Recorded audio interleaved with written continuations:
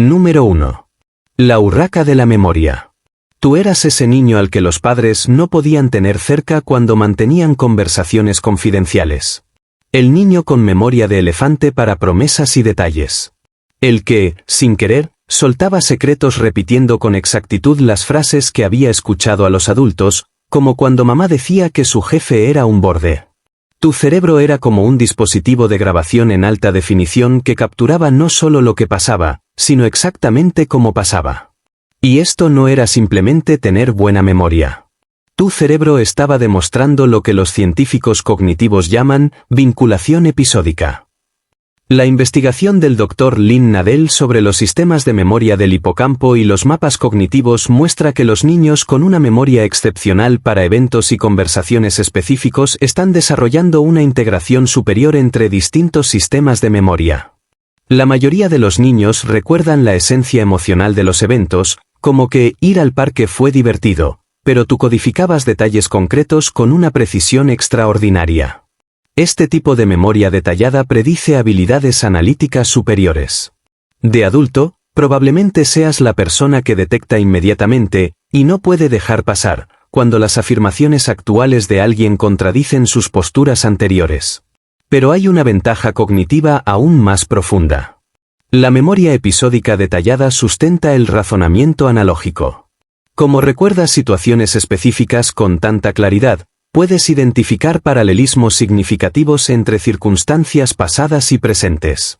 Eres ese adulto que dice, esto me recuerda a lo que pasó en otra ocasión, y a continuación utiliza esos patrones históricos para predecir posibles resultados y evitar repetir los mismos errores.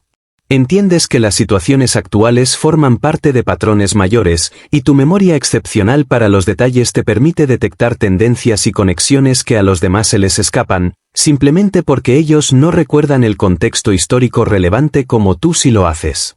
Número 2. El lingüista jugador de palabras. Tú eras ese niño que inventaba palabras sin sentido que, de alguna manera, tenían todo el sentido. Podías convertir cualquier conversación en un juego de palabras que dejaba a los adultos o riéndose a carcajadas, o completamente perdidos. Para ti, la palabra mermelada te daba risa porque se pone en la tostada, pero, en inglés, también sonaba como el atasco que ocurre en la carretera. Esto no era simplemente hacer el tonto. Esto era tu cerebro demostrando conciencia metalingüística. La investigación de la doctora Ellen Bialystok sobre el bilingüismo y el desarrollo metalingüístico muestra que los niños que se implican en juegos de palabras sofisticados están desarrollando un pensamiento flexible sobre la propia estructura del lenguaje. Tu mente trataba las palabras como bloques de construcción que podían desmontarse, combinarse y reensamblarse de formas creativas. Este tipo de flexibilidad lingüística predice el pensamiento divergente, la capacidad de generar múltiples soluciones a los problemas abordándolos desde ángulos inesperados. Los niños que juegan con la estructura del lenguaje se convierten en adultos capaces de ver conexiones poco convencionales y de generar soluciones creativas que a otros se les pasan por alto. De adulto, probablemente seas la persona que ha escrito libros, que puede explicar conceptos complejos con analogías perfectas y que sabe adaptar su estilo de comunicación para conectar con públicos muy distintos. Pero la cosa va más allá. La creatividad lingüística correlaciona fuertemente con las habilidades de pensamiento abstracto.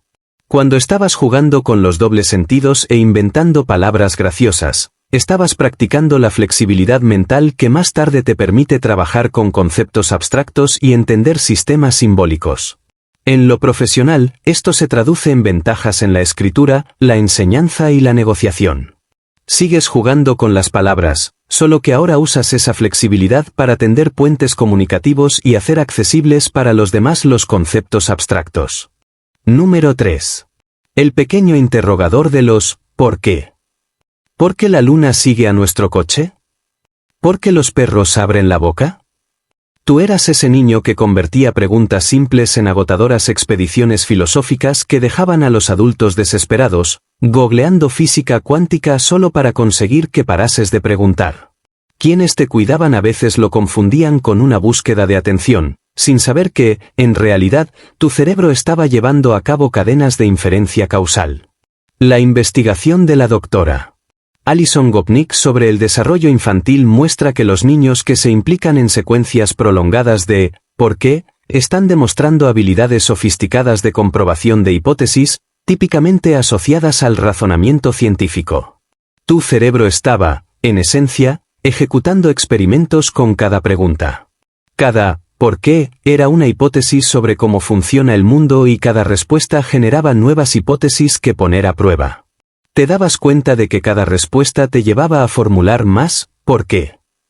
La mayoría de los niños se conforman con explicaciones superficiales, pero tú perforabas hasta llegar a los principios fundamentales, porque tu cerebro entendía de forma intuitiva que comprender los mecanismos subyacentes te ayudaría a predecir, hasta que el engranaje de la causa y el efecto encajaba en su sitio. De adulto, esto se traduce en ventajas profesionales en investigación e innovación. Piensa en los cuestionadores de primeros principios, como Elon Musk. A los 12 años ya estaba planteándose cuestiones existenciales profundas sobre la realidad, reflexionando sobre el sentido de la vida y preguntándose si la vida misma era absurda. Tú eres el adulto que lee la letra pequeña, no por paranoia, sino porque de verdad quiere entender la estructura causal completa de aquello con lo que está interactuando. Número 4. El detective lector de carteles. Tú eras ese niño que leía en voz alta todos los carteles de la calle durante los trayectos en coche, que recitaba los ingredientes de la caja de cereales durante el desayuno y que convertía las idas al supermercado en maratones de lectoescritura.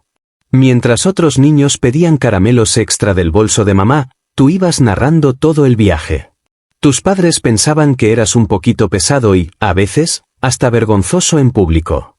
Los desconocidos alternaban entre sonrisas divertidas y algún CHSSS amable. Pero lo que hacía tu cerebro es lo que los científicos cognitivos llaman protocolos de descodificación automática. Según la investigación de la doctora Uta Fritz sobre el desarrollo lector, los niños que descodifican espontáneamente los símbolos del entorno tienen las vías neuronales de reconocimiento de símbolos disparándose a máxima capacidad, creando mapas cognitivos ricos en texto impreso. La mayoría de los niños ven una señal de stop y piensan, octágono rojo igual a parar. Pero tú veías cada letra por separado y procesabas involuntariamente la correspondencia entre letra y sonido, la estructura silábica y el significado semántico, todo al mismo tiempo. Este comportamiento predice tu futura inteligencia cristalizada, es decir, tu capacidad para utilizar conocimientos y experiencia acumulados. Los adultos que fueron lectores de carteles suelen convertirse en esas personas que notan los detalles que a los demás se les escapan. Tú eres quien recuerda exactamente lo que alguien dijo hace 3 reuniones o quien cazas las erratas en cada correo. Esa curiosidad hiperactiva hacia los símbolos se traduce en adultos que destacan en el reconocimiento de patrones, la investigación de frontera y la conexión de información aparentemente no relacionada. Sigues leyendo las señales, solo que ahora son señales sociales y sistemas complejos que otros pasan por alto. Número 5. El abogado de las reglas. ¿Recuerdas ser el niño que memorizaba los libros de reglas de los juegos de mesa y que se venía abajo cuando alguien intentaba hacerlo más divertido, cambiando las normas a mitad de partida? Mientras tus hermanos jugaban felices al Monopoly con reglas caseras, tú tenías crisis existenciales sobre el cálculo de los impuestos de propiedad y los premios del aparcamiento gratuito. Esto era tu cerebro ansiando consistencia lógica. La investigación de la doctora Diane Kuhn sobre el desarrollo metacognitivo muestra que los niños que insisten en que se respeten las reglas demuestran un pensamiento sistémico avanzado. Tu mente estaba construyendo marcos lógicos que necesitaban consistencia interna para funcionar correctamente. Esto era lo que realmente estaba pasando cuando tenías aquellas rabietas basadas en las reglas. Tu cerebro procesaba los juegos como sistemas cerrados con resultados predecibles. Cuando alguien cambiaba las reglas, resultaba cognitivamente desestabilizador, como intentar resolver un problema matemático en el que alguien va cambiando la ecuación a mitad del cálculo. Los niños que exigen coherencia en las reglas están desarrollando pensamiento sistemático, la capacidad de entender cómo interactúan los componentes individuales dentro de sistemas mayores. En términos cotidianos, es el niño que pregunta por qué la hora de irse a dormir se ha movido 15 minutos un día de colegio. Ese hábito de estabilizar las reglas es una forma temprana de ver cómo encajan las piezas y de corregir las pequeñas incongruencias que rompen el todo.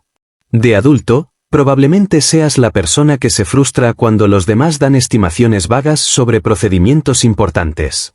Tienes una comprensión superior de que los sistemas funcionan porque las piezas individuales encajan entre sí, y puedes predecir un fallo notando pequeñas desviaciones en las reglas, como un paso de una receta que alguien se ha saltado y que hace que la salsa se corte.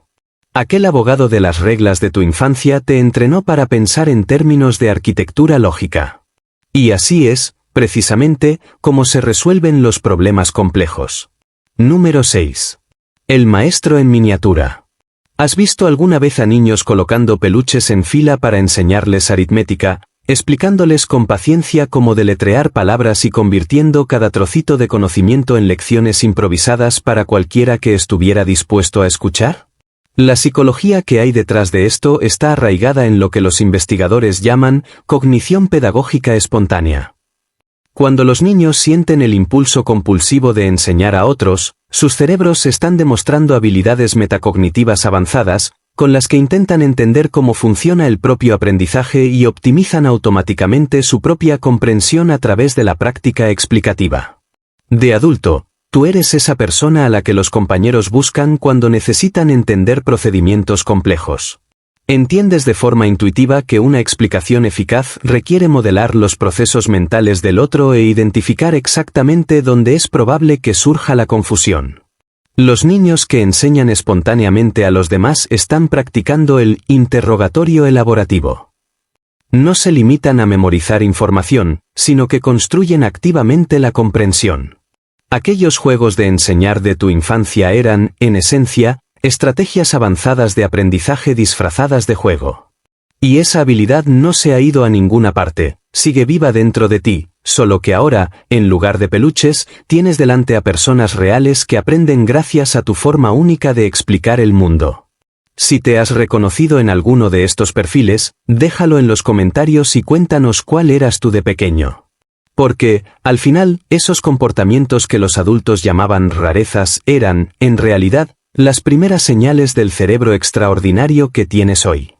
Si te ha gustado este vídeo, no olvides suscribirte a nuestro canal, activar la campanita de notificaciones, darle me gusta al vídeo y compartirlo con todos tus amigos.